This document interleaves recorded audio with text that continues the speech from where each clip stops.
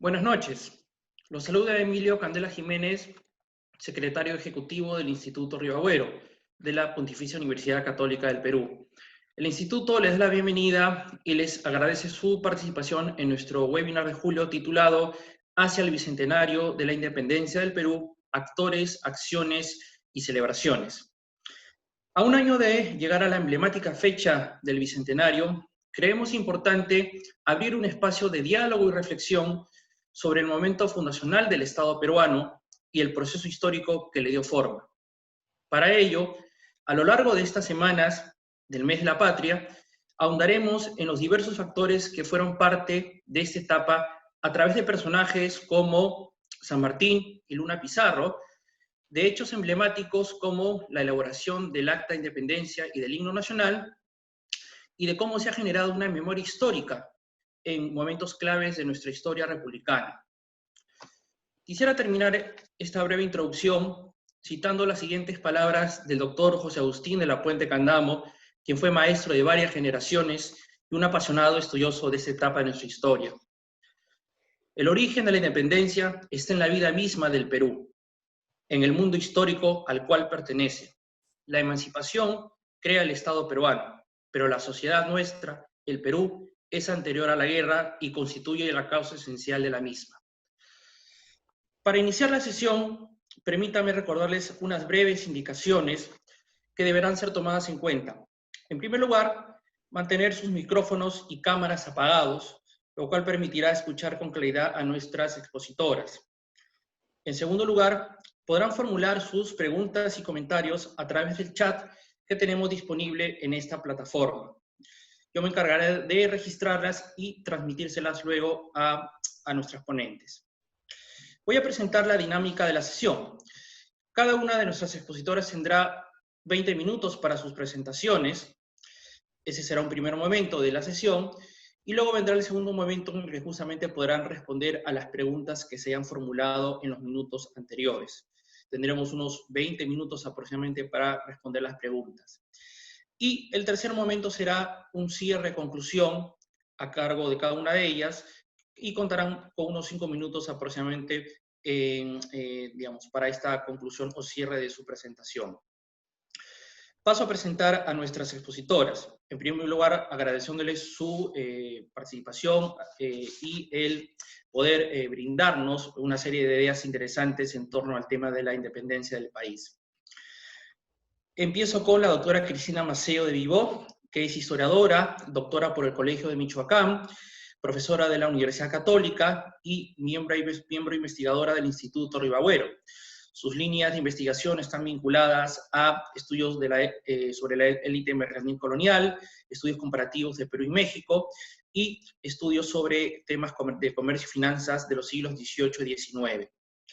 El título de la presentación que nos va a brindar el día de hoy es El monarquismo de San Martín. Y luego la doctora Carmen Villanueva, que es doctora en Historia por la Universidad Católica, investigadora del Instituto Río Agüero, miembro de la Academia Nacional de la Historia. Sus líneas de investigación están vinculadas al periodo de tránsito de la colonia a la República, trabajando temas como la libertad de imprenta, la organización de la República Inicial, y también un estudio sobre las primeras constituciones del país. El título de la presentación que nos va a brindar el día de hoy es 1780-1820, Luna Pizarro frente a España e Hispanoamérica en revolución. Muy bien, entonces, reiterando el agradecimiento a nuestras expositoras por su participación en esta primera sesión de este webinar, iniciamos entonces la sesión cediéndole la palabra a la doctora Cristina Maceo. Muy bien. Muchísimas gracias por la presentación, también muchas gracias por haberme invitado a este webinar, me parece súper interesante y bueno, como dijo Emilio, estamos en el mes de la celebración de la independencia y el tema que voy a tocar es justamente la visión de la monarquía o la visión monárquica en San Martín. Para eso voy a pasar un PowerPoint y por lo tanto voy a compartir pantalla para iniciar la presentación. Como digo, el tema es la visión monárquica de San Martín y puse como un segundo título entre la esperanza y la desilusión. Antes que de nada, quiero comentar, no es el tema que yo trabajo, pero sí cuál era el concepto de la monarquía en ese momento y de la república, ¿no? Y entonces vemos que el concepto de república, es decir, ¿qué era lo que se entendía por república? República no era en ese tiempo una forma de gobierno, sino un sentir opuesto al ideario monárquico. Estos son ideas de los ilustrados, en donde justamente son los que se han detenido a explicar. República viene a ser el gobierno del público, el gobierno público de la res pública romana, o cuerpo político que remitía a más a valores morales como la libertad y otras virtudes, y no tanto a la forma de gobierno. Por lo tanto, la forma de gobierno podía ser monárquica, aristocrática o democrática. Entonces, el concepto de república se definía en oposición justamente a la monarquía absoluta. O sea, la contraparte de la monarquía absoluta sería la república. Mientras que la monarquía constitucional, de la cual tenemos el caso de la Constitución de Cádiz, la más conocida, ampliaba el sistema de representación a los americanos. Por lo tanto, esa monarquía no se contrapone con el concepto de república, que en ese tiempo, como digo, tenía muchas acepciones, o sea, había una pluralidad de significados. Por lo tanto, podríamos definir dos tipos de gobiernos o dos idearios más que tipos de gobierno. Por un lado, la monarquía liberal, que es la monarquía que, digamos, el ideario de San Martín, y también podríamos hablar de un republicanismo autoritario, que podría ser el ideario de Bolívar, que aplicará más tarde en el país. Hubo muchas ideas de pensar en sistemas o tipos de gobiernos monárquicos. Por ejemplo, en Argentina, ya desde que se da la Revolución de Mayo, a partir de ahí, se está hablando, por ejemplo, de una línea de monarquía a través de Carlota Joaquina, que era la hermana de Fernando VII y la esposa de Juan VI, y que es todo un movimiento que se va a dar y que está en relación a justamente organizar un sistema monárquico casi separado de España. Hay que pensar que en ese primer periodo justamente no había idea de una independencia, sino autonomía, se hablaba de autonomía.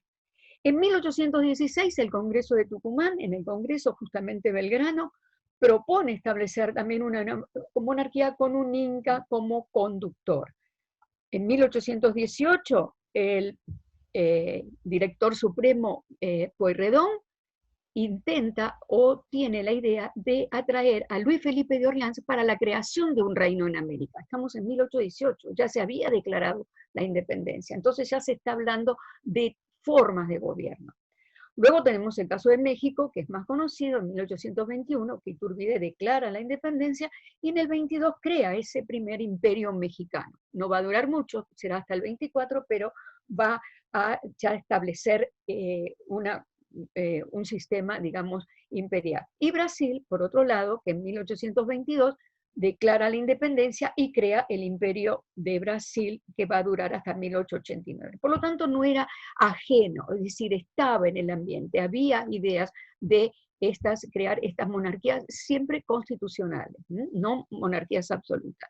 También en España, si nos remontamos a la época de Godoy, en la época de Carlos IV, él ya había tenía un plan de división monárquica de las provincias españolas en América, pero más se centraba en la estructura jurídico-político, es decir, las normas, los derechos a seguir, sin tener en cuenta la demarcación territorial. Las monarquías, en ese caso, iban a ser dirigidas por infantes españoles que iban a tener títulos de príncipes regentes o virreyes perpetuos. En dicho plan no se habla de nación, y justamente eso es una de las deficiencias, es decir, no se habla de soberanía, no se habla de pueblo, y eso es una de las diferencias con las ideas que se querían plantear en América, ¿no? Tampoco se habla de una carta constitucional que brinde las bases jurídicas al país. Eh, entonces, ¿cuál es la propuesta de San Martín? San Martín propone organizar 3 reinos para colocar América a la altura de Europa, de igual a igual, con los cuales se podría mantener relaciones comerciales y diplomáticas. Estos reinos funcionarían como una monarquía constitucional liberal, con justamente libertades que él había propuesto y que propuso en el protectorado, como la libertad de vientre, la libertad de comercio, la libertad de prensa. Es decir, que esas ideas liberales estaban en San Martín y él las quería aplicar, pero en un marco jurídico monárquico. Y ahora vamos a ver por qué. De esta manera, podemos decir que no hay contradicción con el liberalismo, tal como lo planteaba la Constitución de Cádiz en 1812 y que fue restaurada en 1820. Las razones, pues bien, la monarquía era vista como una forma de gobierno que podía dar estabilidad a los países convulsionados, aunque sin dejar de lado la representación mediante un parlamento que controlaría las funciones de un príncipe. Era el estilo inglés, como sostenían los ilustrados y como justamente Montesquieu también era un admirador de ese estilo, ¿no? Un equilibrio entre el poder del monarca y el parlamento. En 1816, San Martín, en la época en que se declara la independencia en las provincias del Río de la Plata, se preguntaba, ¿podemos constituirnos república sin una oposición formal de Brasil? Sin artes, ciencias, agricultura, población y con una extensión de territorios que con más propiedad pueden llamarse desiertos. Esa era una de las grandes inquietudes que ya tenía San Martín en 1816. Aquí puse algunos datos que me parecen fundamentales con respecto a San Martín para ubicarlo un poco en el tiempo y ver que evidentemente San Martín estuvo en América vinculado a la gesta de independencia tan solo 10 años. En 1812 llega a la Argentina y en 1822 se va del Perú. O sea que pasó más de 34 años prácticamente en España, donde se va a formar como cadete, se va a formar como militar, va a ser educado, va a ser ahí donde él va a tener toda su formación, no solamente militar, y luego va a ser 28 años en el exilio. Quiere decir que el tiempo que ha pasado en América en la gesta ha sido muy pequeña. Y España, digamos, él es un criollo, evidentemente, de padres españoles que en la época cuando él está llegando a la Argentina, cuando llega en 1812, su padre había muerto, pero sus hermanos están en España y su madre también, ¿no? Ahora bien, otro de los elementos que tenemos que tener en cuenta es que el periodo del protectorado coincide perfectamente con el trienio liberal. ¿Qué es el trienio liberal? El trienio liberal es la etapa en que se da este movimiento liberal, que se va a restaurar la Constitución de 1820, de 1812, y que es la rebelión de Riego en las Cabezas de San Juan, que va a detener el envío de militares para continuar la guerra con América. Ahora, desde ese momento que se convocan a las Cortes, va a haber una constante discusión de cuál iba a ser la posición que iban a tomar con respecto a la disidencia que había en América. Y justamente ese periodo se combina perfectamente con el periodo, como podemos ver en este cuadro, en este esquema, con la llegada de San Martín. Llega en el 20, se firma el armisticio, es la rebelión de Asnapuquio, la conferencia de Punchauca, de la cual voy a hablar ahora, y evidentemente San Martín, todo el periodo de este protectorado está muy vinculado a este trienio liberal, ¿no? A este periodo liberal. Ahora, ¿qué pasa? Esto es el hecho de que se firme el armisticio con Pezuela, es decir, Pezuela recibe por parte de las Cortes que tiene que firmar un armisticio y parar la guerra. Quiere decir que en España en ese momento estaban digamos, discutiendo. Algunos iban por la conciliación, por eso el armisticio, y por el otro lado había un grupo que no, que consideraba que era necesario la represión militar, otros pensaban de que había que pedir un préstamo a Inglaterra para poder llevar adelante la guerra. Bueno, todo eso van a discutirlo durante esos 3 años. Mientras tanto acá, entonces, San Martín va a aprovechar ese momento para lograr llegar a llegar a cierto entendimiento con los españoles. Los 3 momentos son, primero, la conferencia de Miraflores, con el armisticio, una vez que se firma el armisticio con Pezuela, por indicaciones de esta Junta Central, comienzan las negociaciones. No avanzan, como sabemos, porque San Martín sostiene como base la independencia, y Pezuela la jura de la Constitución, y no se ponen de acuerdo.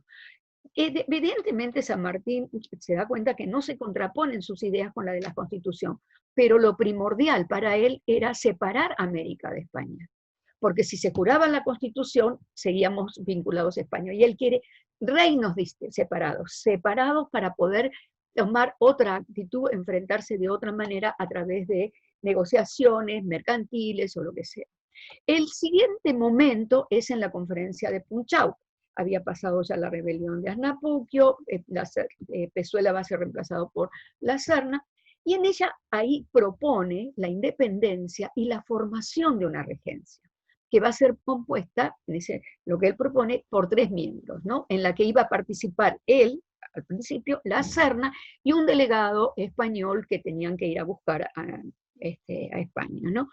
En ese momento, San Martín, entre sus escritos, dice: la independencia no es inconciliable con los más grandes intereses de España.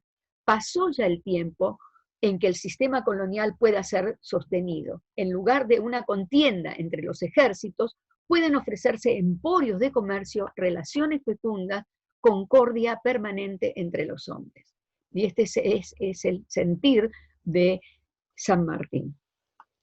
El tercer momento es clave, y es una carta que le escribe a Canterac el 11 de diciembre de 1821 para los deseos de terminar la guerra y establecer una organización, organizar los nuevos estados. ¿Qué es lo que dice en esta carta? Lo que pasa es que cuando San Martín se entera del Imperio Mexicano, llevado a cabo por Iturbide, que había dado a través del Plan de Iguala o de las 3 garantías, él dice que tenía mucha similitud este plan a lo que él planteaba en Punchauca. Este plan de Iguala era unión de todos los americanos y españoles, independencia, y le agregaban en México el tema de la religión católica. Esta carta, que la que yo estoy comunicando, que voy a detenerme ahora en algunos minutos, fue publicada en el año 1952 y fue analizada por César Pacheco Vélez. No es nueva, es una carta que ya ha sido trabajada. San Martín a Canterac le dice: reflexiono sobre los juiciosos principios que han separado al opulento México de la dependencia de España, sin romper sus vínculos, como lo consta en los documentos impresos en la Gaceta. Incluso descubro en ellos la exactitud de mis pensamientos en Punchauca. Es decir, él siente que lo que él había propuesto en Punchauca estaba en relación o que se asimilaba bastante a lo que se proponían en México. También dice, en dicha carta, además le instruye del verdadero estado de las cosas, o sea, le habla ¿no? sobre la situación en Colombia, en Nueva España, en Guatemala, y pensaba que las Cortes ya habían aprobado esta idea de dividir a América. San Martín recibe una gaceta en la que parece ser a través de los ingleses y que piensa que ya las Cortes sabían de esto, ¿no? Mientras que lo que pasaba es que La Serna y Canterac no estaba. Y entonces en esa misma carta le dice, ¿no? Prefiero la gloria de la paz a los honores de la victoria, dice, considerando que era mejor llegar a un entendimiento que a un enfrentamiento militar. Esto también es una de las razones por las cuales San Martín nunca lo termina por enfrentarse directamente. Es el momento del periodo del protectorado, es el momento del intento de conciliación, de la búsqueda a través de la paz. Lo llama reflexión a Canterac y dice que dados los acontecimientos en América, ya, digamos, como que no había, las cortes ya tenían que saber esto, ¿no? Conociendo que usted, le dice, es un hombre de ilustración, me lisonjeo de que sabrá calcular las consecuencias de una obstinación que ciertamente no está en los intereses de nadie y que a los ojos del mundo se verá como un activo agente de restablecimiento de la paz y la reconciliación entre los americanos y los españoles. Se dan cuenta que él está hablando de reconciliación. Uno se pregunta, ¿por qué le escribe a Canterac? Bueno, porque Canterac fue el que él vio como mucho más entusiasta en Punchauca cuando se da esta reunión. La respuesta de Canterac fue que él no tenía autorización para entrar en negociaciones y que los sucesos de Nueva España no eran nuevos y que nunca podían influir a la determinación de España. Como ustedes recuerdan, lo acabo de decir, o sea, España estaba en la disyuntiva de cuál iban a ser las formas de enfrentarse a lo que estaba pasando en España. Y le parece incluso ingenua la afirmación de San Martín que la metrópoli no cuente con recursos para socorrer al ejército. Evidentemente ninguno de los dos ejércitos estaba en condiciones de enfrentarse, ¿no? Pero Canterac considera que aún es posible. Aquí, digamos que para San Martín lo primordial era la independencia. Era el primer, y luego establecer una constitución que diera marco jurídico a la nación. Los líderes del nuevo gobierno debían ser una aristocracia basada en el mérito, que tendrían que legislar en favor de los pobres y desposeídos. Él decía, ¿no? Casi la soberanía de la inteligencia, me recuerda esta frase, ¿no? Consideraba además que debía existir un ejército y una armada dirigida por peruanos. Claro, en ese momento la armada estaba dirigida por los ingleses, ¿no? Y cuya responsabilidad sería justamente garantizar el poder del nuevo Estado. ¿Mm? Esa fue la razón por la cual una de las primeras acciones es constituir la Orden del Sol, ¿no? El propósito era honrar y distinguir a los guerreros, libertadores, ciudadanos virtuosos y hombres de benemérito. También era una orden que ya existía en otros lados, como la de Cincinnatus establecida en Washington, o la Legión del Mérito de Chile, otorgada por O'Higgins, y también hay otra otorgada por Bolívar. Bueno, se funda como para ser la primera en dignidad ilustre de todas cuantas se creasen. Al final la orden va a ser extinguida en el año 1855 y va a quedar en la nada. Y también va a crear la Sociedad Patriótica, una sociedad que tenía como base o como objetivo un espacio de discusión, un establecimiento literario, pero ni los temas tratados ni la gente reunida se correspondían con ese objetivo. Al contrario, fue un lugar donde sí se dio un enfrentamiento muy fuerte y muy claro entre estas dos posiciones monárquicas, ¿no? Es decir, la monarquía defendida por Monteagudo, Moreno, pero también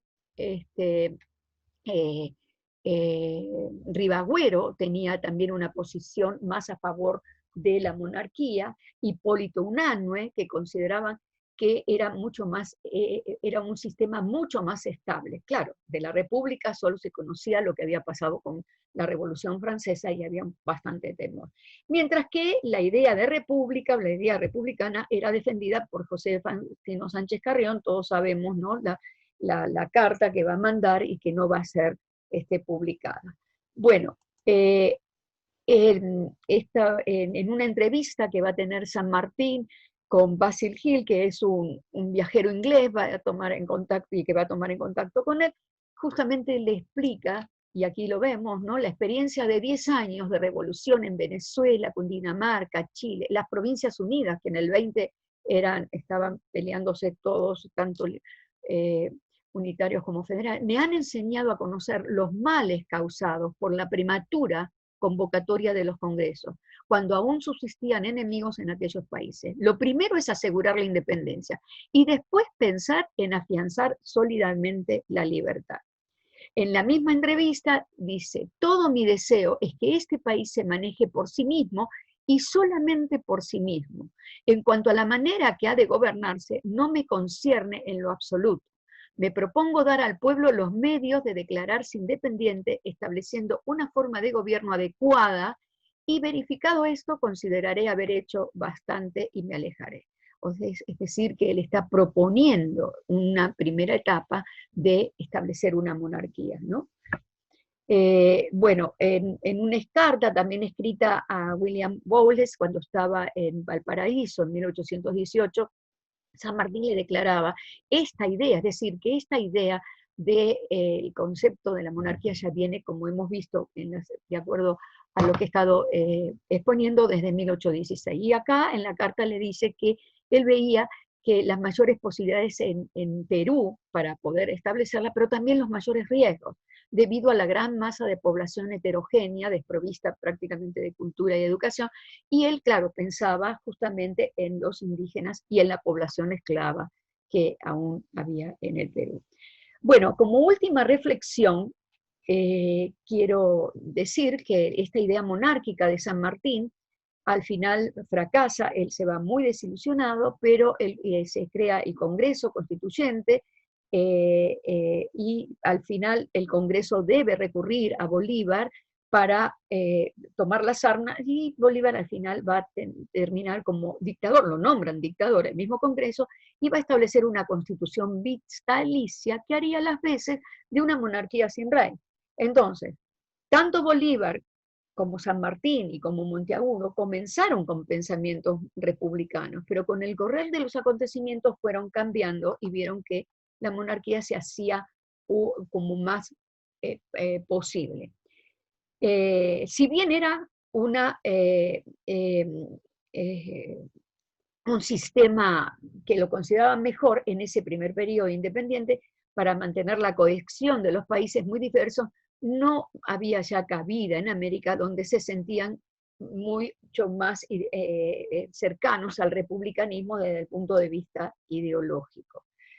Bueno, esta es la última, y lo que quiero decir es que al fin de cuentas, en 1830, muchos países hispanoamericanos experimentaron un fuerte desengaño, carecían de hombres virtuosos para fomentar estas auténticas repúblicas, ¿no? Y pongo el caso de Chile, que también lo conozco, cuando Diego Portales y Mariano Egaña establecieron la Constitución de 1833, y con el concepto de una república autoritaria y restrictiva, fundamentada en el respeto a los estrictos valores morales.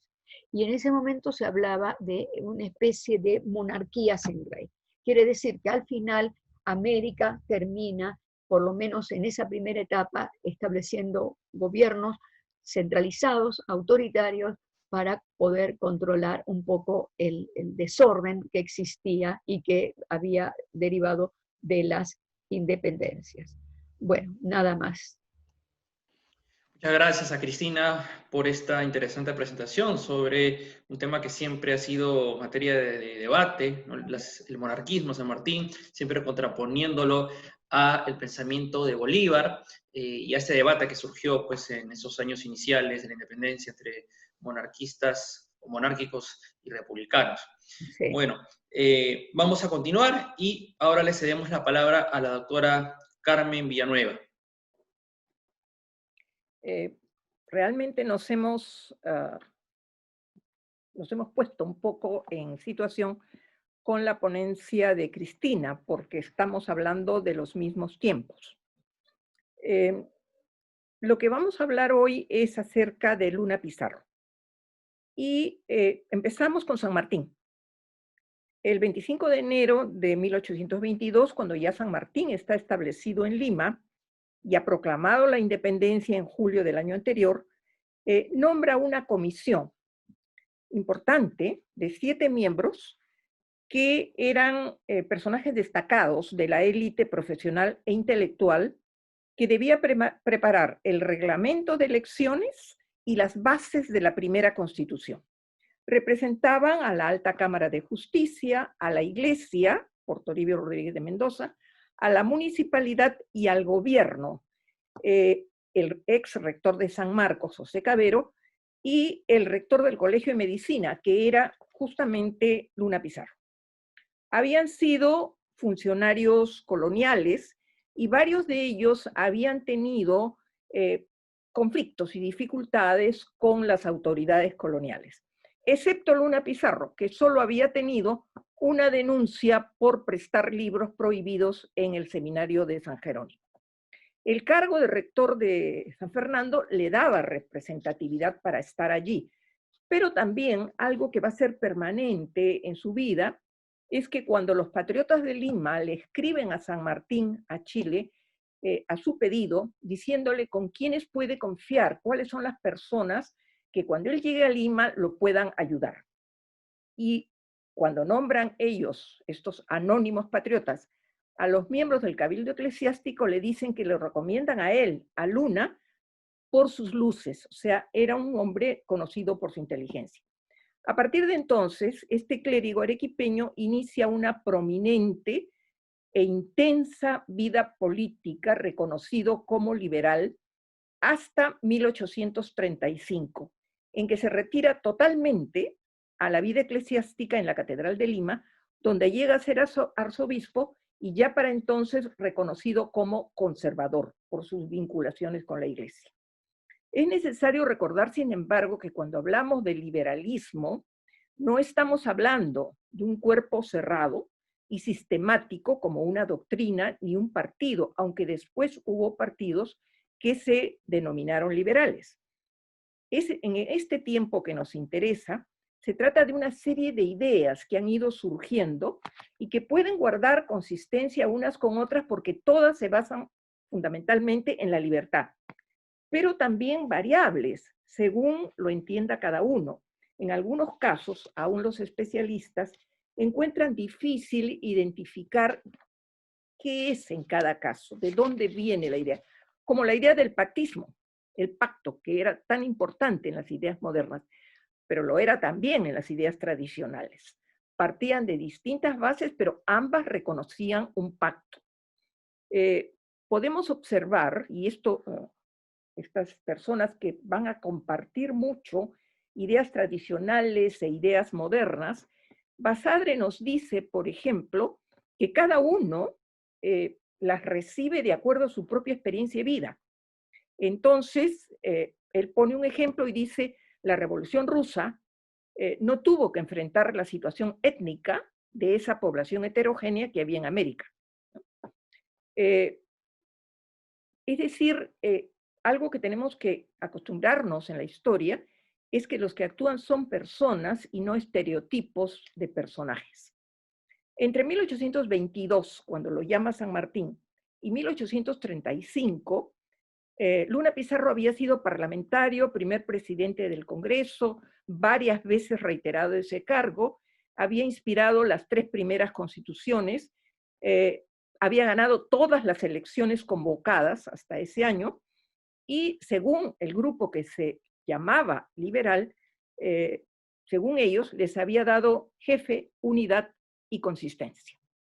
Hacerlo le valió enorme prestigio, pero también odios encarnizados, porque lo que él proponía era un modelo fundamentado en la libertad en momentos en que había anarquía, había desorden, había falta de experiencia de gobierno, la complejidad de la población, la guerra no se había ganado todavía, y eso parecía aconsejar más un gobierno, una autoridad fuerte. Un poco lo que ha estado diciendo Cristina.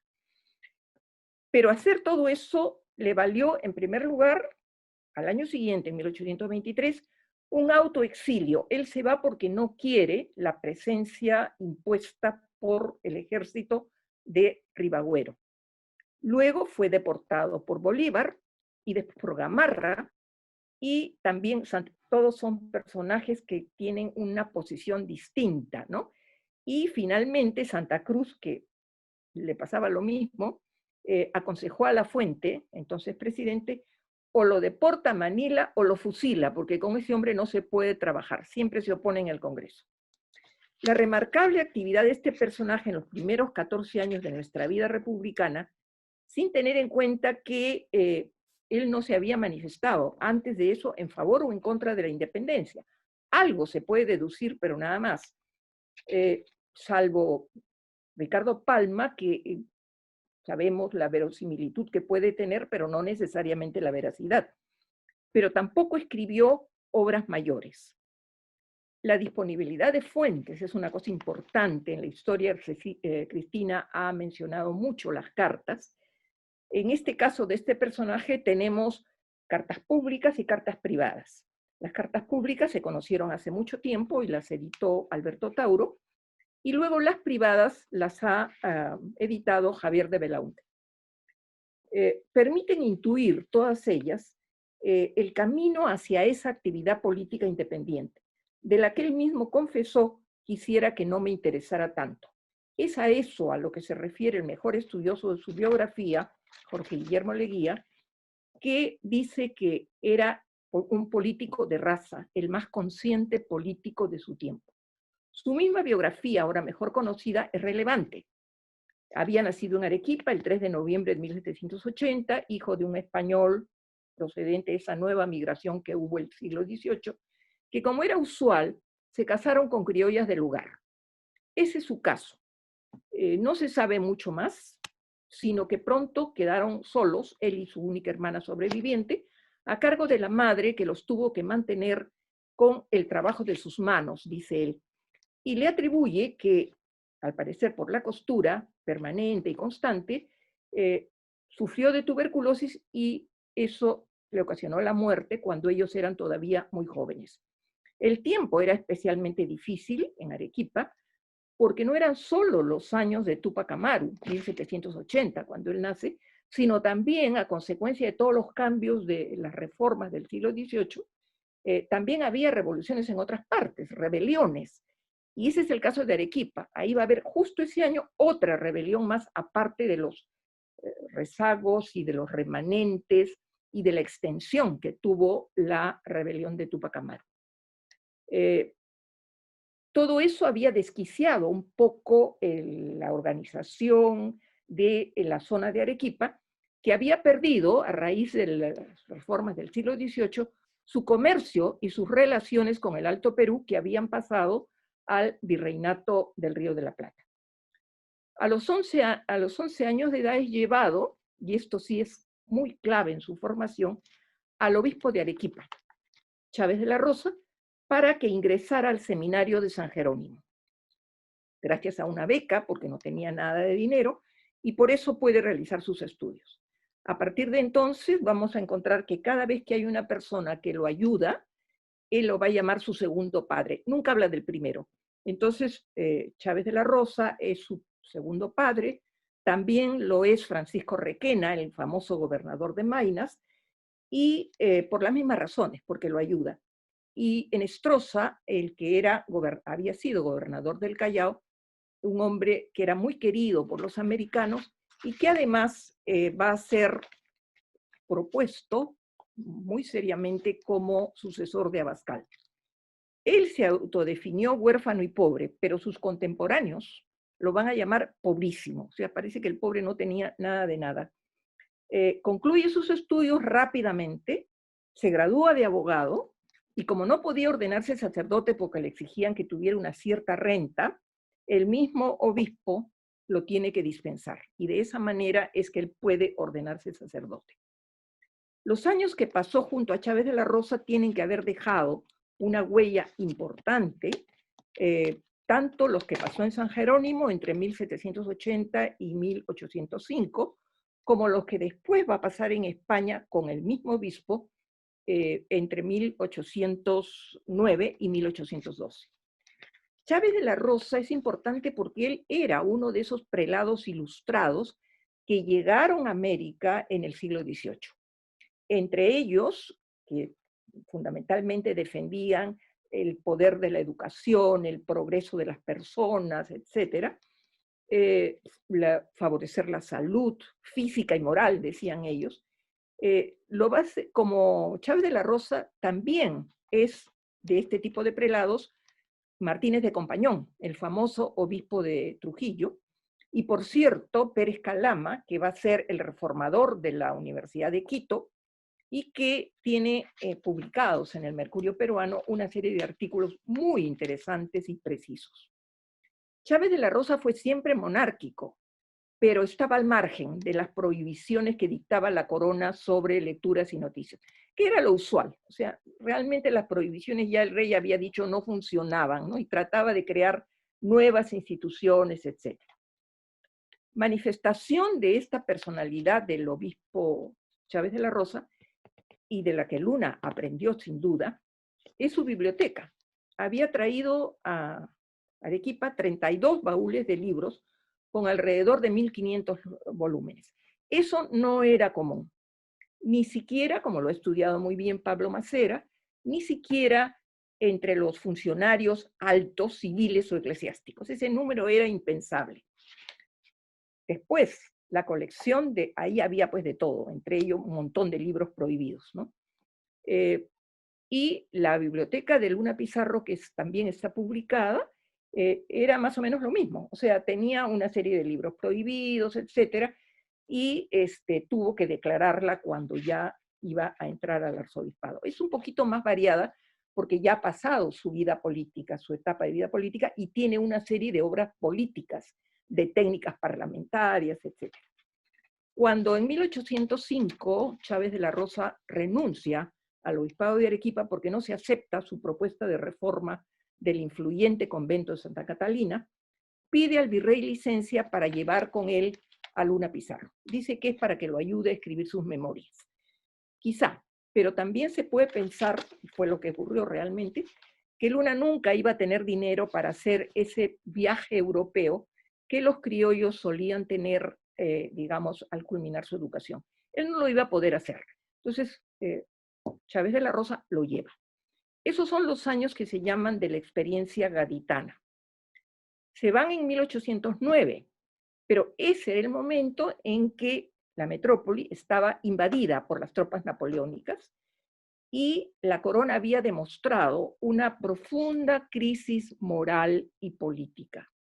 Se habían comportado como dueños del poder y en sucesivas abdicaciones, todas las conocemos, habían culminado con la entrega del poder a Napoleón, que a su vez entregó el poder, que no era suyo tampoco, a su hermano y lo convirtió en rey de España. Tales entregas no estaban previstas ni en las doctrinas antiguas, tradicionales, ni en las ideas modernas. Si algo estaba sentado era precisamente que los reyes no eran tales dueños del poder. Aunque pudiera ser en gran parte una ceremonia, ese era el sentido de cada vez que llegaba un nuevo heredero, tenía que ser jurado en todas partes. En Lima se juraba en 5 plazas, que son las que San Martín va a repetir cuando jura la independencia. Entonces, poco después, al amparo de la libertad de imprenta, un periódico en Lima va a decir, esa jura significa la aceptación de los vasallos. Y ese es el único título válido que tiene España, o que tienen mejor los reyes, para pedir el sometimiento. Lo que Luna encontró es lo que se va a llamar, entre estas personas, un vacío de poder. O sea, no lo han podido ceder y ese poder está allí para que lo tome el pueblo y pueda entregárselo al rey cuando vuelva o a sabe Dios quién. El segundo aspecto importante para lo que le ocurre en los siguientes años y hasta la consolidación del pensamiento independiente fue el contraste entre lo que los americanos habían entendido siempre, su situación de reinos en relación con la monarquía española. Por tanto, iguales a los peninsulares. Los reyes católicos, se decía, los habían incorporado a la corona de Castilla, no a España, que no existía como tal. Y por eso los habían declarado no enajenables, o sea, no se podían cambiar. Eso en la época del despotismo ilustrado se olvida, ¿no? En el mismo sentido, al protestar contra la invasión francesa, los antiguos reinos españoles comienzan a formar juntas, ¿no? Se forman las juntas para recuperar ese poder que Fernando había dejado y ahora reservarlo hasta que el rey que ellos querían volviera. Entonces se lo devolvían. Pero esto ocasiona un contraste, porque el primer lugar americano donde quieren actuar en igualdad de condiciones con las juntas que se habían formado en España es México. Entonces, México inmediatamente, su cabildo dice, nosotros también vamos a hacer una junta. Inmediatamente se oponen las corporaciones en las que estaban mayoritariamente los europeos, ¿no? Los españoles peninsulares. Y entonces les dicen, un momentito, ustedes no son iguales. A ustedes los conquistaron los reyes católicos, por lo tanto son colonia nuestra, y ustedes no tienen ningún derecho a ser iguales. La situación había variado indudablemente entre el siglo XVI de los Austrias y la de los Borbones en el siglo XVIII. La política de los Borbones había señalado que en el imperio, la metrópoli y América tenían funciones distintas de producción y de mercado y de todo eso. Entonces, este es el primer contraste. Y tiene relación porque cuando la regencia convoca para que se presenten los delegados de estas provincias americanas, Buenos Aires, Bogotá, Quito, Caracas y Chile no aceptan enviar sus representantes. Como se ha dicho, la fractura ya estaba, ya el quiebre se había producido allí y era parte del camino insurgente. Durante las mismas cortes y sus debates, a pesar de la igualdad reconocida en la Constitución para los españoles de ambos hemisferios, como se decía, ciertos temas como el número de diputados, de acuerdo al número de población, hicieron sentir a los americanos que no se cumplían sus expectativas.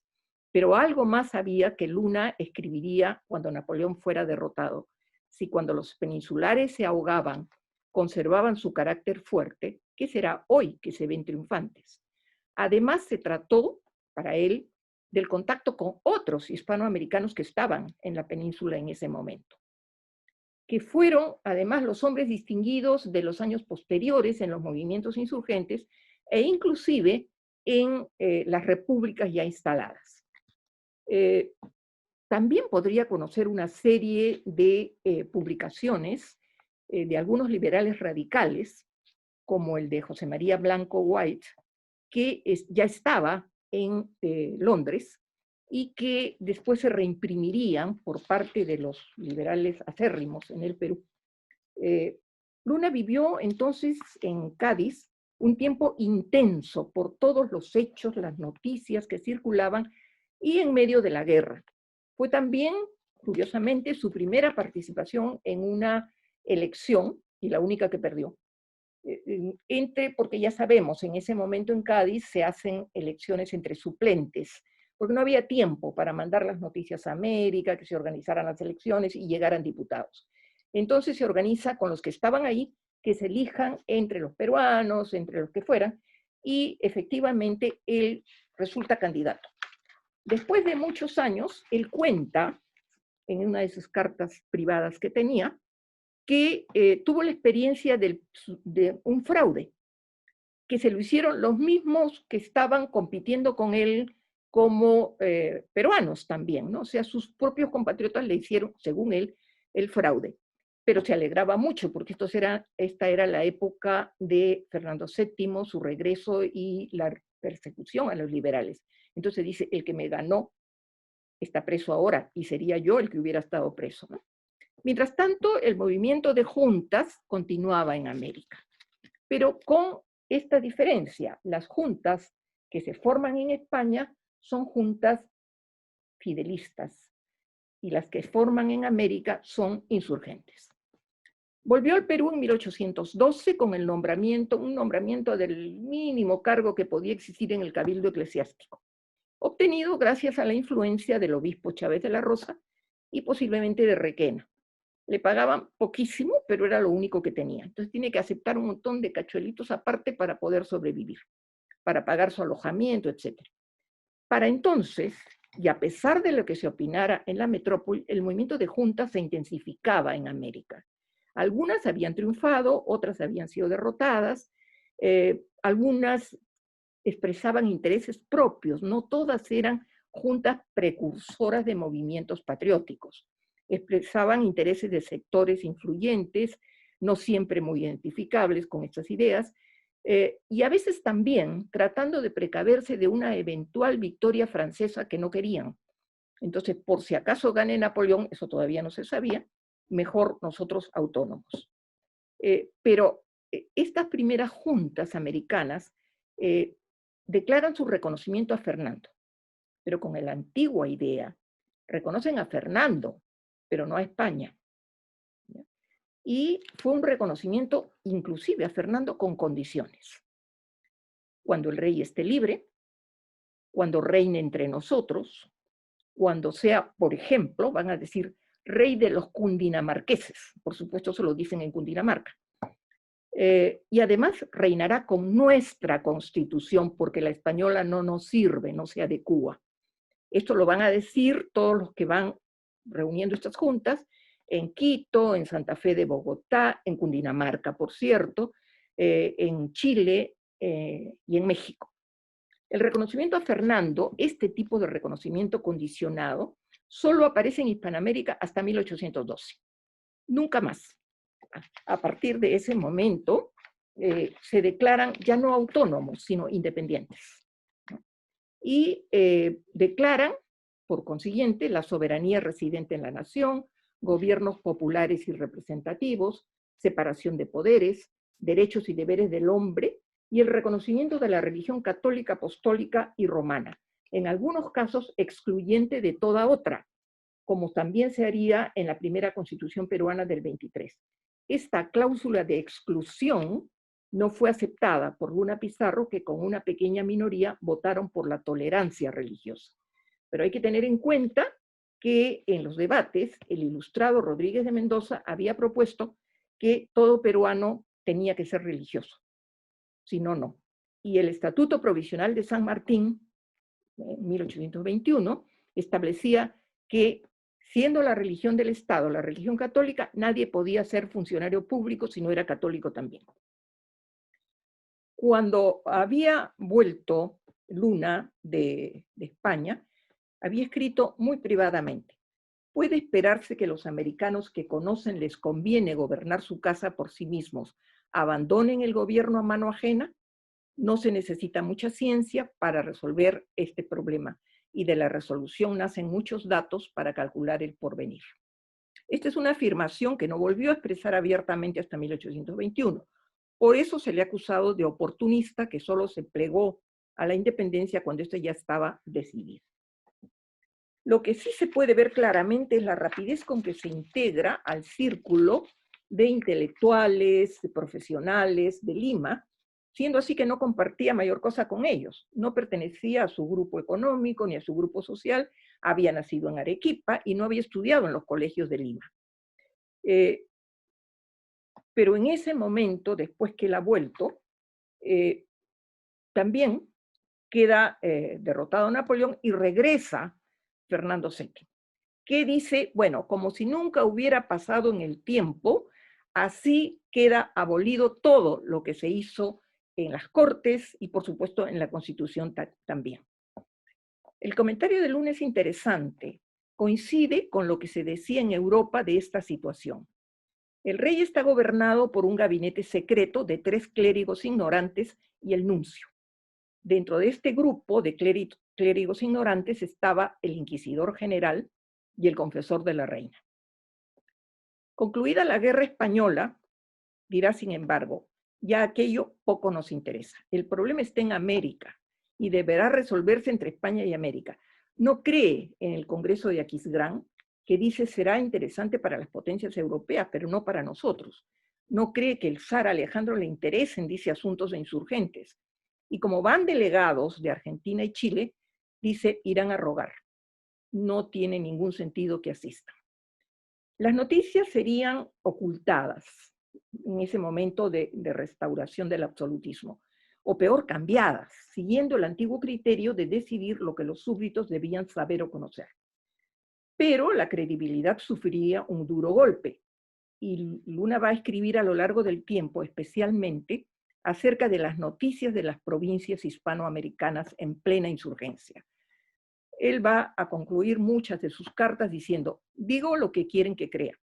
Mienten, mienten inmensamente. No todo se puede decir. He oído lo que cuentan de la revolución, sobre todo en Buenos Aires y en Chile, pero son historias desfiguradas. No nos engañemos ni aunque lo diga la Gaceta Oficial.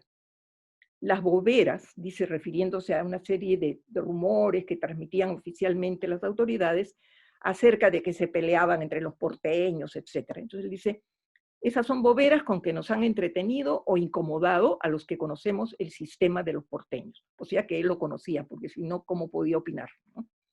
Esa política de dirigir lo que la gente tenía que saber no había sido efectiva nunca, y desde 1798 la corona había reconocido su fracaso. Hablaba, y especialmente le preocupaba a América, que estaba muy lejos y suponía, con razón, que los controles eran mucho más ligeros, que los libreros tenían en España y en América una serie de trucos para esconder las obras prohibidas. Y también una cosa que es interesante, ¿no? Que hay entre las denuncias de la Inquisición un ingenioso emprendedor que era un apuntador de teatro, pero que había formado una colección de libros prohibidos que alquilaba a los colegiales de San Carlos. Libros y noticias tenían otras rutas. Nadie estaba pues esperando que entren directamente y poderlas chequear. El antiguo camino de los Andes, ¿no? Luna va a decir que en Buenos Aires parece que sabían las noticias europeas antes que en España, ¿no? Porque llegaban muy, muy rápido. Era natural, porque las noticias venían por el Brasil, y al Brasil llegaban de Portugal. Entonces, muy rápidamente llegaban a Buenos Aires, que estaba en una situación privilegiada. El Perú estaba completamente a trasmano. Había que llegar al Pacífico. Por Panamá era muy difícil y por el Cabo tampoco. Entonces, del Brasil pasaban a Buenos Aires, de Buenos Aires pasaban por el Cabo, cuando ya se pudo, a Chile, y de Chile a toda la costa peruana. Por el antiguo camino incaico, corrían esas noticias.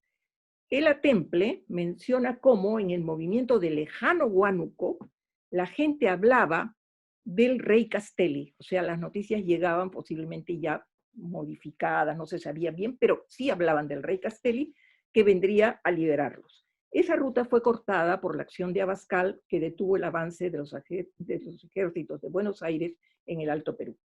Pero es sobre todo del Caribe, que está lleno de ingleses, holandeses, franceses, y ahora de los norteamericanos de Estados Unidos ya independientes, que se llamaba la Vía de Jamaica.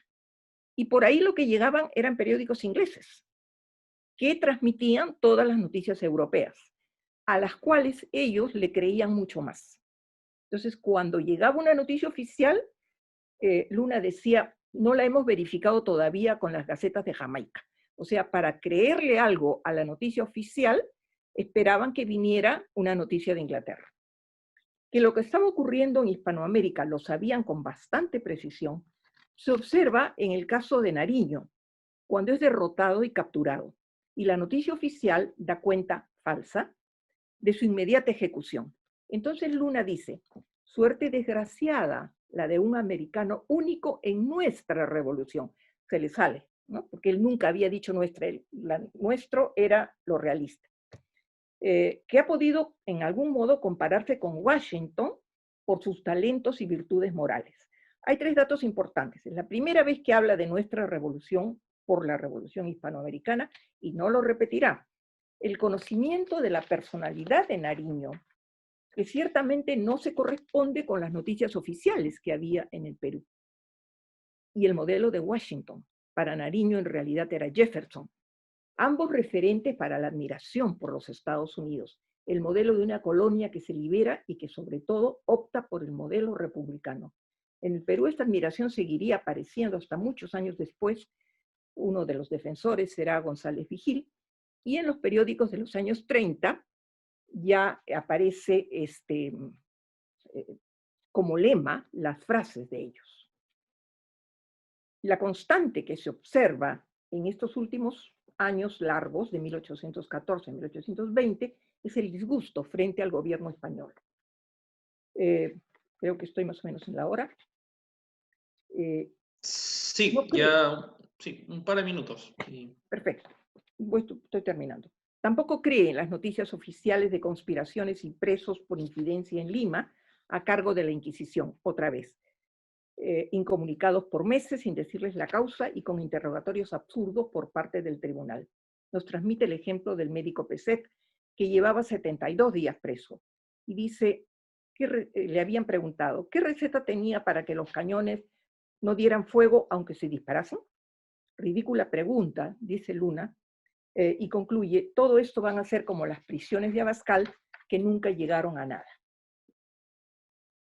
Pero, saltando un poco de cosas, porque ya no nos queda mucho tiempo, me interesa terminar con unas frases del discurso que él pronuncia ante el Colegio Electoral de Arequipa, que debía elegir al presidente de la República, y que nos muestra cómo este característico liberal tenía, por su propia experiencia y formación, otras fuentes.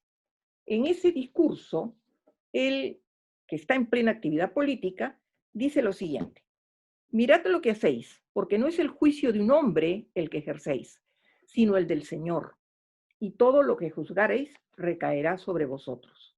El poder electoral se os confía en virtud del pacto social, pero tiene su primer anillo en aquel de quien viene toda potestad, según el apóstol San Pablo.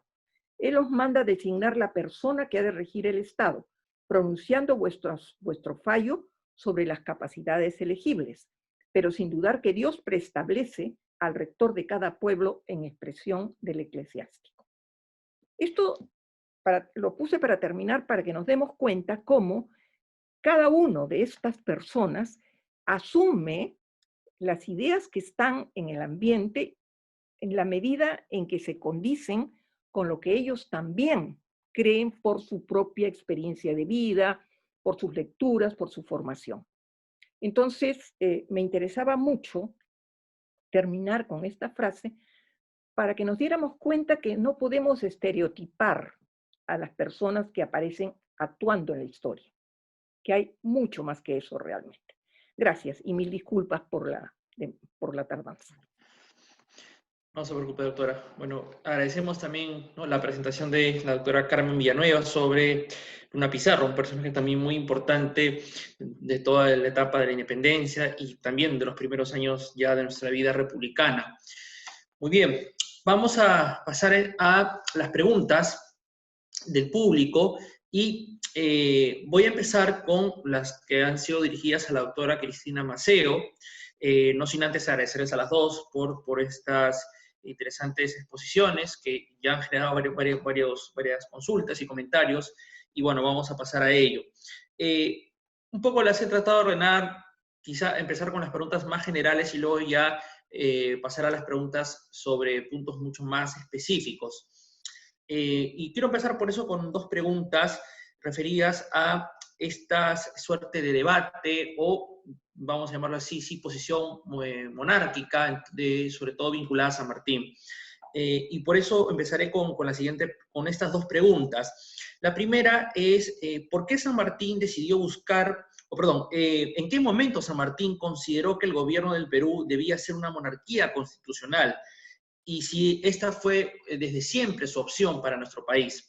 Esa es una primera pregunta. Y la siguiente sería, teniendo en cuenta lo que se ha presentado, se podría concluir que San Martín, Monteagudo y Bolívar se convencieron al final de que la mejor propuesta para el Perú era entonces la monarquía.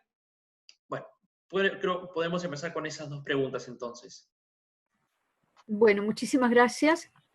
Se escuchan, ¿no? Sí. Perfecto. Bueno, justamente en la exposición yo comenté que ya en 1816 él se planteaba el tema de la monarquía a nivel de América Latina y que incluso cuando habla con William Bowles, que es este viajero militar, digamos submarino inglés en Chile en 1818, ya le dice que justamente consideraba que en el Perú era el lugar que quizás mejor podría presentar esta idea, pero no dejaba de tener ciertos temores por la gran diversidad de la población. Es decir, yo creo que él en todo momento, como lo va planteando desde 1816 en adelante, tiene esta idea de la monarquía constitucional, porque cuando llega incluso al Perú va a tomar una serie de medidas bien concretas en defensa de los indígenas, en defensa, digamos, de los esclavos, ¿no? O sea, es un liberal, es un ser que tiene en cuenta mucho las condiciones, pero justamente por esa misma razón creo que se da cuenta de que la monarquía debe ser, la monarquía de alguna forma era pensar en un gobierno centralizado, eso era, ¿no? Es decir, centralizar el poder, y de alguna forma eso es lo que él quiso. La segunda pregunta es sobre, ¿podrías repetírmelo, Emilio, porque no me acuerdo? Sí, sí, era un poco si se podría concluir que tanto San Martín, Monteagudo y Bolívar se convencieron al final de que la mejor propuesta para el Perú Sí. era una monarquía. Claro, claro. Justamente la exposición se basó en eso, ¿no? En cómo de alguna manera a lo largo de esos 10 años de lucha y de conflictos, evidentemente veían que la monarquía podía ser monarquía constitucional o, como dijimos, una república autoritaria, que de alguna forma es lo que va a implementar este, eh, Bolívar, ¿no? Es decir, este centralismo. En otras cartas, San Martín, por ejemplo, está totalmente en contra del federalismo, ¿no? Es decir, ¿por qué? Y bueno, porque el tiempo y el momento exigía cierta autoridad, ¿no? Y por eso él hablaba de los hombres virtuosos. Y lo intentó quizás al elegir determinadas personas cuando se crea el Congreso, pero bueno, no todos pudieron lograr hacer algo, ¿no? Es decir, como decía Carmen, las ideas se tomaban y se veía que era lo que se podía aplicar en función de sus propias experiencias también, ¿no? No sé si respondí a lo que me han preguntado. Claro, perfecto, sí. Hay otras preguntas ya sobre algunos puntos más específicos y ya entrando más en detalle a las ideas de San Martín, hay dos preguntas que también han formulado. La primera sería, en este debate entre monárquicos y republicanos, ¿había alguna diferencia en cuanto a la visión sobre el rol de la población andina en la nueva nación que estaba surgiendo? Y la otra pregunta es, ¿por qué San Martín decidió buscar un príncipe europeo y no alguien de la nobleza limeña para que asumiera el cargo de monarca del Perú? Perfecto. Bueno, digamos que si consideramos que él tenía esta idea o este concepto de monarquía, él incluso las primeras medidas que toma en el protectorado están en relación justamente a la población. Entonces, evidentemente, la idea de el apoyo a la población andina, por ejemplo, la eliminación del tributo, la libertad de vientres que declara ni bien llega, es decir, él toma una serie de medidas que están en relación con la población, digamos, tanto andina como esclava. Entonces, podemos decir que no hay diferencia. Incluso la misma Constitución de Cádiz va a implementar ese tipo de medidas, ¿no? Como eliminar el tributo. Y con respecto a las personas, yo creo que él intentó, o sea, en algún momento lo deja a Torretagle. Luego en el Congreso va a tomarlo va a estar Ribagüero, que si bien no era un aristócrata, digamos, era una persona con estudio y con capacidad, y aparte había estado en una relación directa con San Martín desde antes que él llegara. Pero las condiciones no se dieron para que esta gente pudiera hacerlo. Él, cuando se va del Perú, crea el Congreso, es decir, asume la idea de que debe el Congreso decidir y les da las posibilidades. Ya lo que pasa después está en relación a los conflictos que se van a ir presentando, la imposibilidad de llevar a cabo la guerra, el no tener las condiciones militares para poder hacerlo, la necesidad de llamar a Bolívar para que de alguna manera resuelva el asunto. Es decir, son muchos factores que evidentemente las dos campañas e intermedios que fracasan, y bueno, todo eso hace que evidentemente se busque otra alternativa. Pero yo creo que él pensó, cuando lo elige a Torretable, digamos, de alguna forma, él era un aristócrata, él no deja de lado, ¿no? Es decir, ahí está la capacidad de cada individuo que podría haber tomado incluso el poder, ¿no? Y haber seguido con esa idea. Bueno, eso es todo. Muy bien, muchas gracias, Cristina. Y para terminar, hay dos preguntas que han hecho sobre ya un tema más concreto, que es el tema de Punchauca. Y también, bueno, un poco las comento. ¿Cree que Punchauca fue una posibilidad real para realizar una independencia consensuada, como había ocurrido en México, o solo sirvió para que los ejércitos, el Patriota y el Realista, ganaran tiempo? Y la otra pregunta sobre Punchauca es, ¿cuál sería el significado de Punchauca para Lima y para el Perú? Y a partir de ello un poco, y a partir también de la restauración que se está haciendo, ¿no?, de la casa donde se llevaron a cabo estas conversaciones, sí, ¿qué debería significar ya justamente en esta coyuntura, ya tan cerca del Bicentenario, qué debería significar para los peruanos de la actualidad? Sí, yo creo que Punchauca fue una oportunidad, definitivamente. El problema es que, digamos que la Serna, que había tomado el poder, no estaba muy convencido, incluso él, con el mismo comisionado que mandan de España, Abreu, tiene una relación muy, muy cerca, es decir, había intentos de algunos españoles, pero por eso pienso que verdaderamente Punchauca pudo haber sido la alternativa. Yo no creo, no sé, leyendo estas cartas, que son las que he estado viendo para esta exposición, no creo que sea para ganar tiempo. Creo que si comparamos bien ese periodo del trienio junto con el protectorado, y durante todo ese periodo todas las críticas que le hacen a San Martín, que no participa, que no toma la decisión, en algún momento tuvo la decisión de atacar a los españoles y no lo hace, justamente porque él está en esa etapa de buscar una conciliación. Y por España también, el problema es que tampoco se ponían de acuerdo, porque había algunos en esas cortes que estaban, aunque decían no, hay que mandar ejército, como no recuerdo la cantidad en estos momentos, pero el dinero que habían invertido para lograr digamos, la reconquista de América. Y evidentemente, y las personas, entonces evidentemente había un proceso de desgaste, a lo cual los mismos españoles de acá no lo consideraban como Canterá. Él, cuando le escribe a Canterá, piensa que Canterá es la persona indicada en la medida en que lo había visto como mucho más entusiasta en Punchauca. Y la restauración me parece excelente, me parece que es válida, porque es el momento en que pudo haberse dado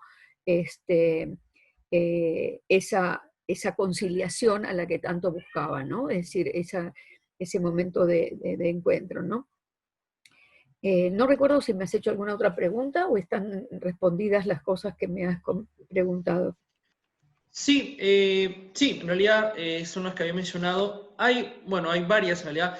Hay una que también se me estaba escapando y también te la formulo, un poco vinculada a los argumentos que se dieron en torno a favorecer o apoyar la posición monárquica.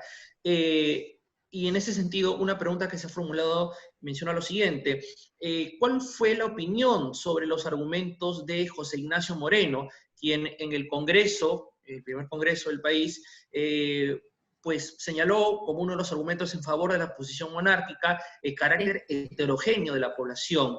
Sí. ¿Cuál es un poco la opinión sobre esto? En todo caso, San Martín, ¿él favoreció, estuvo de acuerdo con esta opinión o no? Quizá.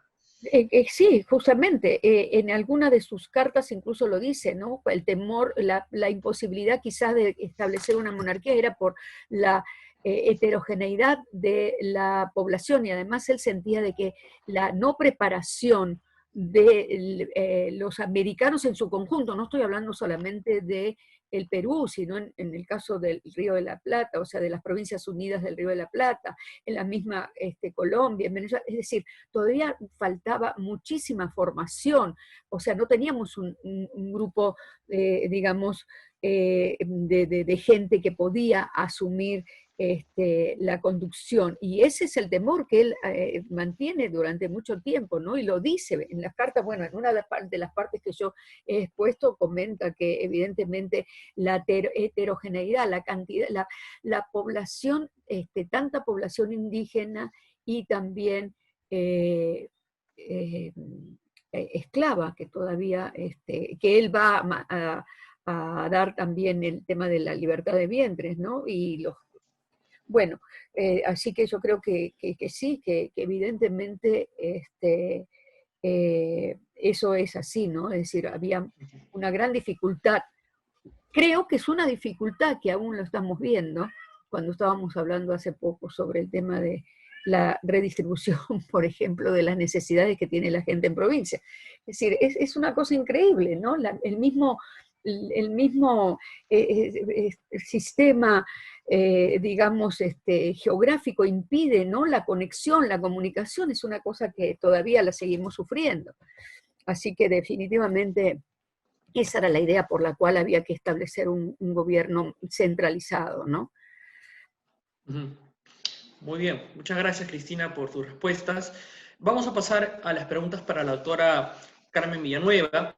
También ha habido varias que se han formulado a través del chat y también un poco las he dividido. Algunas son más vinculadas directamente a Luna Pizarro y otras sobre algunos aspectos colaterales vinculados obviamente a la etapa de la independencia. Por eso voy a empezar con unas 3 preguntas sobre el personaje de Luna Pizarro y son las siguientes. ¿Cuáles fueron las motivaciones de Luna Pizarro para apoyar la independencia? Es una de las preguntas que se ha formulado.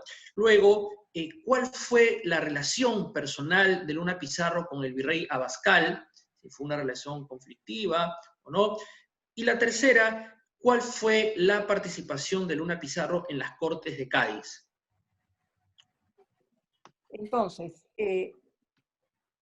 este asunto de por qué apoya la independencia, creo que al final de la exposición mencioné el disgusto que él tiene con España, con los españoles, con Fernando VII que regresa y cancela todo. Entre otras cosas, y ya no me dio tiempo, en 1807, el discutidísimo Manuel Godoy había aprobado un plan de estudios muy interesante. Generalmente uno habla de todas las barbaridades que hizo Manuel Godoy, pero no menciona que hubo un plan de estudios que incluyó todos los textos modernos que habían estado prohibidos. Y esas cosas las conocía Luna. Entonces él se queja de cómo es posible que el rey al volver cancele ese plan de estudios y vuelva al del siglo XVIII, con todas las prohibiciones y con todas las cosas.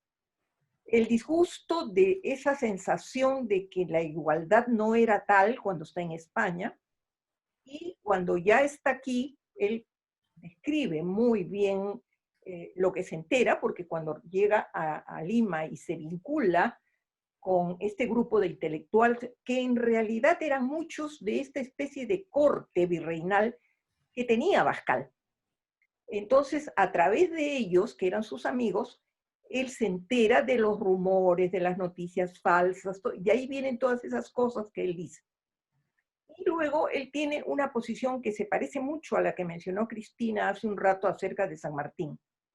Él piensa que es preferible terminar la guerra y acordar de una vez, dice, eso sería con ventaja para España y para el Perú o para América, porque se podrían establecer relaciones ventajosas para los dos, en lugar de estar peleando, que va a llevar a un tiempo pues, de enemistad absoluta. Entonces, es su experiencia de que no logra llegar a una situación que sea aceptable para los peruanos. Y esa es nosotros vemos que a lo largo de toda su correspondencia, él va soltando cositas. Muchas veces dice, no todo se puede decir, porque había pues persecuciones, espionaje y todo lo demás por parte de los... Tiene una cosa, a Abascal ciertamente no le gustaba para nada, ¿no? Entonces, Abascal, cuando ya se va a ir, publica 3 enormes volúmenes anónimos, según él, defendiendo su gestión. Y lo que escribe Luna acerca de eso, no dice nunca que es Abascal, pero dice, salen de Palacio Gobierno los originales, su secretario los lleva a la imprenta, los regresa para corrección, entonces, y comienza a tomar el pelo, dice, Demóstenes que trata de defender la gestión que él hizo. Realmente no tiene, él personalmente no la tiene, porque él, si bien es parte del grupo que estaba cerca de Abascal, él no va a estar cerca de Abascal nunca, ¿no? Él va a estar en la catedral, va a estar después en San Fernando, pero durante el tiempo de Abascal no va a estar cerca de Abascal. Pero ciertamente todo lo que habla acerca de Abascal son acusaciones, son burlas, ¿no? Sarcasmos ante la gestión de Abascal. Cuando en la Restauración se toma prisioneros y se les hacen las preguntas absurdas como la que les mencioné, él dice, esto va a ser tan falso como las prisiones en la época de Abascal, que tampoco llevaron a ninguna parte ni significaban nada. ¿Y cuál es la participación de él en las Cortes de Cádiz? Bueno, una vez que fracasa su elección, con fraude o no, él dice eso, pero no sabemos realmente, va a ser observar qué pasa, ver qué se habla, cuál es la técnica parlamentaria. Por eso cuando él regresa al Perú, él es el técnico parlamentario. Va a pedir, por ejemplo, que hayan taquígrafos para que no le cambien lo que dice cada uno. Eso lo había visto en Cádiz. Va a tener libros en su biblioteca de técnicas parlamentarias. Va a ver cómo son las discusiones. Todo eso, la gente va a seguir las indicaciones que él da, porque él no las está inventando, es lo que ha visto en Cádiz. Esa es un poco la vinculación. No tiene más, se queja de lo que ha ocurrido en Cádiz en cuanto a contenido, ¿no? Dicen, nos han dejado a todos fuera, pero sí observa cuáles son las características de manejar una asamblea. ¿Alguna otra cosa? Sí, muchas gracias, doctora. Hay una pregunta ya un poco vinculado a Luna Pizarro, pero en la década de 1830, y la pregunta es, ¿por qué Luna Pizarro favoreció el establecimiento de la Confederación Perú-Boliviana? Y vinculado a eso, ¿cuáles fueron quizás las propuestas que él tuvo para que, por ejemplo, Santa Cruz pidiera su fusilamiento? ¿Okay?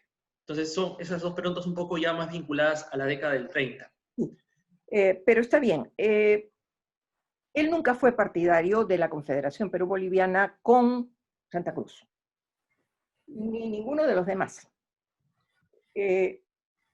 Lo que pasa es que en la política peruana, donde había actuado siempre Santa Cruz, porque él era jefe del ejército y Bolívar lo había dejado como presidente del Perú, Santa Cruz siempre quiso ser presidente del Perú. Fue lo que le faltó. Llegó a ser presidente de Bolivia, pero no del Perú. Todos, Gamarra incluido, porque Gamarra quería ser presidente también, van a decir que venga y es muy bien recibido como general boliviano o como general del ejército peruano, pero de ninguna manera como presidente del Perú, porque él no es peruano, ¿no? Entonces, Luna Pizarro va en esa línea. Él no quiere a Bolívar porque no es peruano, no quiere a Santa Cruz porque es boliviano, ¿ya? Entonces él va siempre el caudillo nacional. Ese nacionalismo es el que va a molestar a muchos de los que están participando en la guerra de la independencia, ¿no? Y entonces él no es partidario.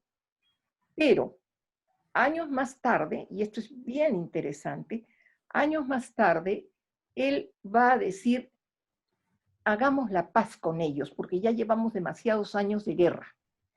Y para él, curiosamente, con mucho criterio geopolítico, cuando se le acusa de favorecer la guerra con Bolívar en Colombia, que ya estaba allá, él dice, no, el problema no está al norte, el problema está al sur. ¿Por qué?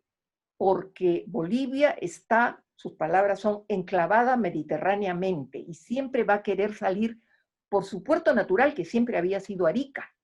Entonces, él había estado desterrado esos años en Chile y había escuchado a Portales, sabía lo que pensaba Portales y decía, estos dos, y se lo escribe al presidente del Perú, que en ese momento era Gamarra, su enemigo, le dice, tenga cuidado, porque allí va a haber un problema. Es en el sur donde está el problema, no es al norte. Y Gamarra, tranquilo, autoritario, pero que no tenía muchas luces, parece, en estas cuestiones geopolíticas, le dice, no se preocupe, es el problema de impuestos, ahorita les liberamos de impuestos a los chilenos y ya, ¿no? Pero él, en ese momento, su sobrino, a quien había educado, era el que estaba a cargo de las negociaciones con Bolivia.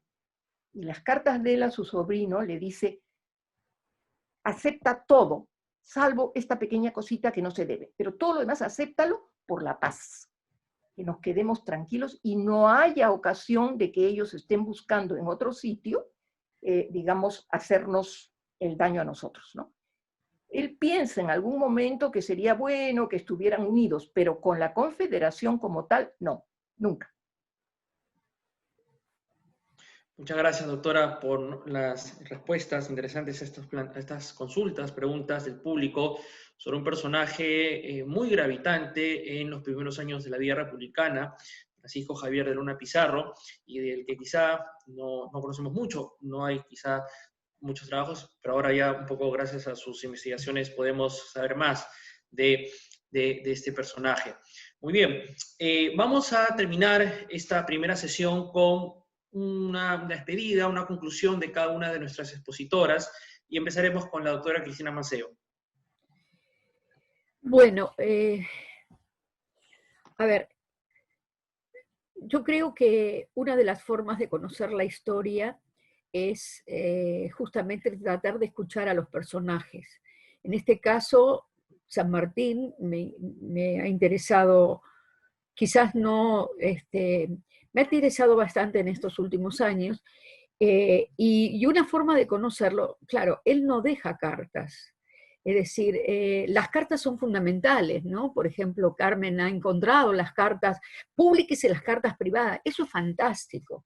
Para lo que yo trabajo, para mis tipos de investigaciones, principalmente para el comercio, es encontrar una pepita de oro. Pero San Martín se lo conoce por lo que escribieron sus contemporáneos, hay escritos de Manuel Guido, hay escritos ¿no? y las cartas o las pequeñas, digamos, entrevistas o cartas que tiene con algunas personas, y con Guido, por ejemplo, ¿no? Que se va a seguir carteando incluso cuando se va del Perú, y que incluso hay una carta que dice, si el Perú me necesita, yo no dudaría en volver, ¿no? Pero él siente que como que lo han mortificado bastante en cuanto al tiempo que él ha estado acá. Entonces, lo que quiero decir es que esas entrevistas también que dio, por ejemplo, con Basil Hill, o los escritos que tomó Lafon cuando él está en el cautiverio, ya digamos no cautiverio, pero cuando está retirado, que está en Francia, este personaje se le acerca, y muchas de las cosas que le cuentan a él, que le cuenta Lafon, es a través de lo cual uno puede llegar a conocer el personaje. Entonces yo creo que hay mucho más.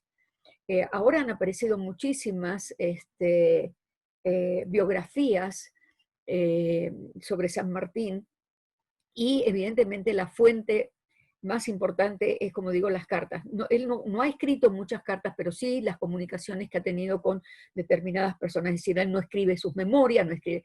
Y bueno, y tenemos también siempre como base el trabajo de Mitre, que se encargó de recopilar, fue el primero, ¿no? En el siglo XIX, de recopilar todo lo que se había escrito, y que también él había con respecto a San Martín y lo que él había escrito a algunas personas. Y creo que debe haber muchísimo más para profundizar, principalmente en el Perú, ¿no? Tenemos la colección documental, que son un montón de de tomos para el protectorado, y ahí debe haber muchísimas más cosas, estas reflexiones, son interesantísimas las reflexiones, la forma en que él visualiza las cosas, ¿no? Y creo que estos 10 años que él estuvo acá fueron los años más fructíferos de su vida, ¿no? Porque los primeros 34 años en España va a guerrear contra los franceses, contra Napoleón, ¿no? La batalla de Bailén, es decir, él va a estar en algunas, pero su vida más rica son estos 10 años que él ha pasado acá en América, ¿no? Y 10 años repartidos en 3 países. Entonces es una riqueza impresionante de lo que nos puede dar para conocer las circunstancias en que se vivían, ¿no? Las dificultades, los problemas, el entusiasmo por un lado y por el otro lado, como digo, ¿no? La desilusión de no alcanzar el objetivo final, ¿no? Y fue una estratega. Yo no creo que podamos decir que San Martín fue solamente un militar. Generalmente muchos se lo han visto como el militar, ¿no? Un gran militar. Fue un estratega, pensaba, era más bien taciturno, metido para adentro, digamos, como que él, además, prácticamente ha estado solo, ¿no? En este tiempo. Y creo que pensaba bastante en cómo obtener bueno, cómo llevar a cabo sus ideas, pero bueno, no fue posible. Y bueno, y con esto nada más, espero, agradezco nuevamente la posibilidad que me han dado de hablar de San Martín, y muchas gracias. Ok, gracias también, Cristina, por tu muy interesante participación. Y vamos a concluir con ya la despedida y el cierre de la doctora Carmen Villanueva. Bien. ¿Escucha? Sí, sí, doctora, la escuchamos bien. Adelante. Bueno, quizás solamente para redondear todo este tránsito de la colonia a la república, desde, efectivamente, como dice Cristina, lo que una persona escribe, y logramos encontrarlo, es realmente una mina. Las cartas de Luna Pizarro son cartas a veces de 10 páginas manuscritas. Bárbara. Imagínense todo lo que cuenta este hombre. Por cierto, de San Martín, de Bolívar, cuando quieras te lo paso. Ay, sí. Una de las razones por las cuales llaman a Bolívar, que ciertamente él no está en Lima, pero bueno. Pero lo que interesa, creo yo, es que en estos últimos años, de 1814 a 1820, cuando se define por la independencia, que es cuando llega San Martín, en septiembre del 20, esa sensación de disgusto frente al gobierno español, es porque además a veces se ha hablado como que Lima estuvo ausente. Pero lo que va a ocurrir con Lima es terrible, porque la ciudad era una ciudad amurallada desde el siglo XVII, que era para que no entraran los piratas. Pero era una trampa, porque para entrar a la ciudad habían puertas. Y lo que va a ocurrir en estos años, que va a ayudar, y San Martín lo reconoce y les da rango militar y todo lo demás, y medallas y todo, es que son los guerrilleros indígenas los que van a tomar las puertas. Y las puertas que no toman ellos, las toman los realistas. ¿Qué significa esto? Lo que sufre hasta el día de hoy Lima. No entran del norte o del sur los abastecimientos, las verduras y todo lo demás, no hay manera. O sea, la ciudad se muere de hambre. Y la puerta que da hacia la sierra, en el verano, como cuenta Luna, es terrible, porque en el verano la ciudad se abastecía ahí de la hacienda nievería, traía la nieve para el verano caluroso. Cuando toman las puertas tampoco hay nieve, es como decir no hay helados, ¿no? Entonces no hay helados, no hay comida, no hay nada. Y esto hace que los precios suban y la gente no tiene dinero para comprar. Y aquí hay una observación interesante de él, dice, es terrible para los pobres, porque los ricos hacen sus provisiones. Y otra vez lo que decía Cristina, miremos el día de hoy. No es lo mismo estar en cuarentena cuando tú puedes proveerte de cosas por delivery o lo que sea, que la gente que no puede hacerlo. Y eso es lo que va a pasar en esa época. Los que tienen dinero, dice para él, sus palabras son, la carestía no es hambre para los que tienen dinero, pero para los otros sí. Y entonces la gente comienza a comer lo que encuentra. Y como consecuencia de que come cualquier cosa, y esto es cierto, es que se producen una serie de epidemias, entre otras de disentería, porque lo que comen les hace daño, cosas verdes que no están maduras, etc. Y también otros, digamos, otras cosas que ya no son la comida, que ya era suficientemente grave. Parece que el no traer, por ejemplo, trigo de Chile hace que no haya pan en Lima, que era lo que comían los pobres. Entonces no hay pan. Cuando entra San Martín, lo primero que hace es liberar el puerto para que entre el trigo y la gente debe haber agradecido, pero lo máximo, ¿no? Y tampoco hay lápices, no hay papel, no hay nada, no se pueden ni siquiera dictar los cursos. Entonces él, y con esto concluyo, dice, estos trabajos vienen de estar sujetos al monopolio de Cádiz, otra cosa que ya les venía molestando, ¿no? Dice, sin arbitrios para acudir a mejores fuentes. Y agrega algo que demuestra que él sabía y tenía contactos con lo que estaba pasando. Dice, en Chile, se ve que habían pasado 2 meses de la victoria chilena ya de final, dice, tiene noticias súper precisas y detalladas sobre los precios, la venta y las ganancias del cobre bajo el sistema de comercio libre. Por ahí quedo. Muchas gracias, doctora. Ha sido realmente un gusto poder escucharlas, ¿no? Con realmente el detalle, el conocimiento que tienen sobre esta etapa muy importante ¿no? para todos, y que ya nos acercamos poco a poco a la fecha del Bicentenario.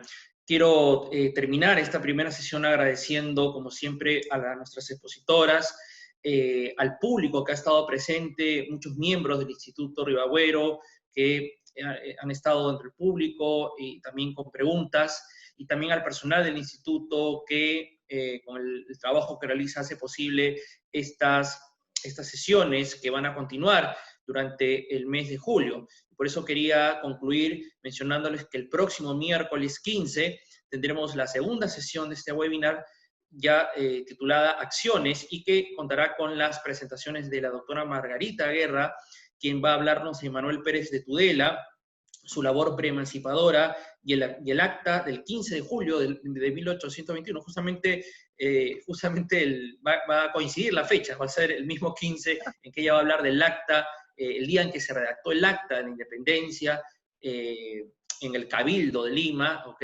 Y que justamente Manuel Pérez de Tudela fue en realidad el que redactó el texto. Y también contaremos con la presentación del doctor Eduardo Torres Arancibia, quien va a hablarnos de un tema también muy interesante, la música patriótica en la Lima de la Independencia. Él ha investigado bastante sobre este tema y hay muchas novedades sobre este punto que nos va a presentar el próximo miércoles. Muy bien, entonces, reiterando el agradecimiento a nuestras expositoras, al público que ha estado hoy día conectado y a también el personal del Instituto Río Agüero, pues me despido. Muy buenas noches y bueno, seguiremos entonces todo este mes pendientes y conectados a estas interesantes charlas sobre el tema de la independencia del país. Buenas noches.